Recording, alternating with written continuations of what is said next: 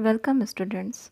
आज हम आपकी पाठ्य पुस्तक भारतीय समाज के प्रथम अध्याय के दूसरे भाग का अध्ययन करेंगे।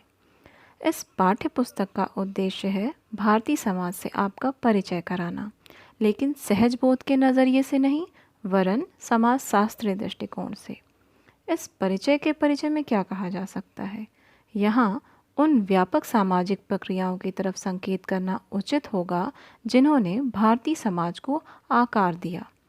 इनमें से भारत में उपनिवेशवाद की प्रक्रिया सर्वप्रमुख है, जिसका भारतीय समाज पर दीर्घकालीन प्रभाव पड़ा। तो सबसे पहले हम उपनिवेश और उपनिवेशवाद की संकल्पना को समझेंगे तथा भारत पर इस विचारधारा के प्रभाव को देखेंगे। उपनिवेश किसी शक्तिशाली देश द्वारा अपेक्षाकृत किसी कमज़ोर देश पर जब अपना प्रभुत्व स्थापित कर लिया जाता है, तब वह कमज़ोर देश उस शक्तिशाली देश का उपनिवेश कहलाता है, जैसे आज़ादी से पहले भारत ब्रिटेन का उपनिवेश था। अब उपनिवेशवाद क्या होता है? उपनिवेशवाद एक ऐसी विचारधारा या दर्शन है जिसमें एक भौगोलिक क्षेत्र के लोगों द्वारा दूसरे भौगोलिक क्षेत्र में उपनिवेश स्थापित किया जाता है। साथ ही यह प्रक्रिया सही है, इस मान्यता को अनेक वैचारिक आधारों पर सही साबित करने का प्रयास किया जाता है। उपनिवेशवाद और साम्राज्यवाद का गहरा संबंध होता है। प्रायः पूरी दुनिया में साम्राज्यवादी हितों की प्राप्ति के लिए उपनिवेश स्थापित किए गए। 15वीं शताब्दी से लेकर के 20वीं शताब्दी का समय उपनिवेशवाद काल का समय रहा। इस काल में यूरोप के लोगों ने दुनिया के विभिन्न हिस्सों में उपनिवेश बनाए। उपनिवेशवाद की विचारधारा को कुछ लक्ष्यों के माध्यम से समझा जा सकता है। पहला, आर्थिक लाभ प्राप्ति की लालसा। दूसरा, अपने मातृ देश की शक्ति को बढ़ाना। यूरोप के देशों ने अपने उपनिवेशों से प्राप्त धन का उपयोग अपनी सैन्य शक्ति को मजबूत करने, अपने अर्थव्यवस्था को बढ़ाने और अन्य उपनिवेशों को बनाने में उपयोग की। तीसरा, स्थानीय लोगों का धर्म परिवर्तन करवाकर उन्हें अपने मातृ देश के धर्म में शामिल करना इत्यादि।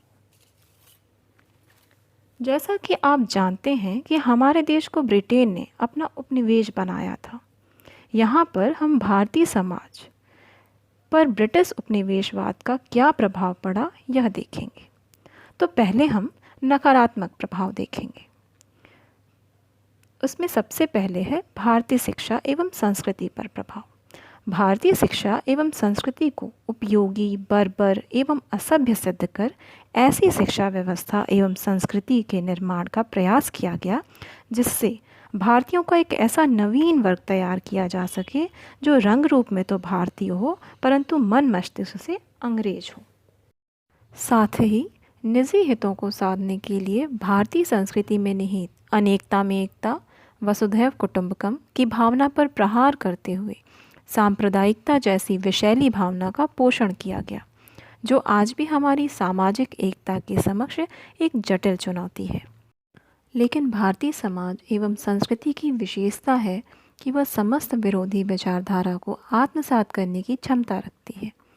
जैसा कि कवि इकबाल ने कहा है, यूनानो मिस्र रोमा सब मिट गए जहाँ से, अब तक मगर है बाकी नामो निशा हमारा, कुछ बात है कि हस्ती मिटती नहीं हमारी, सदियों रहा है दुश्मन दौरे जहाँ हमारा। अब हम कुछ सकारात्मक प्रभावों पर चर्चा करेंगे। ब्रिटिश उपनिवेशवाद के कुछ महत्वपूर्ण सकारात्मक प्रभाव रहे। यथा राजनीतिक स्तर पर स्वतंत्रता, समानता एवं लोकतांत्रिक विचारों का प्रसार हुआ।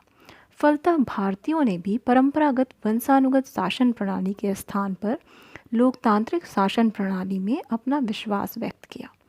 साथ ही वंशानुगत एवं कुलीनता के स्थान पर योग्यता का महत्व स्थापित हुआ।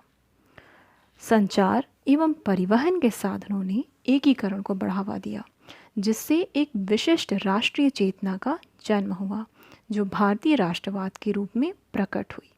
अंततः राष्ट्रवाद की भावना ने भारत को ब्रिटिश उपनिवेशवाद से मुक्ति दिलाई। साथ ही पाश्चात्य शिक्षा एवं चिंतन से तार्किकता एवं मानवतावादी दृष्टिकोण का उदय हुआ। धार्मिक एवं जातीय कुरीतियों के विरोध में राजा राम मोहन राय ईश्वर चंद्र विद्यासागर एवं ज्योतिबा फूले जैसे समाज सुधारकों द्वारा समाज सुधार आंदोलन चलाए गए, जिससे भारतीय समाज को कई कुरीतियों से मुक्ति मिली। समकालीन भारतीय समाज जिन जटिल प्रक्रियाओं द्वारा विकसित हुआ, उनके बारे में आप आने वाले अध्यायों में पढ़ेंगे। यहाँ मैं आपको एक प्रश्न के साथ छोड़ रही हूँ। हम फिर मिलेंगे अगले अध्याय के साथ। धन्यवाद।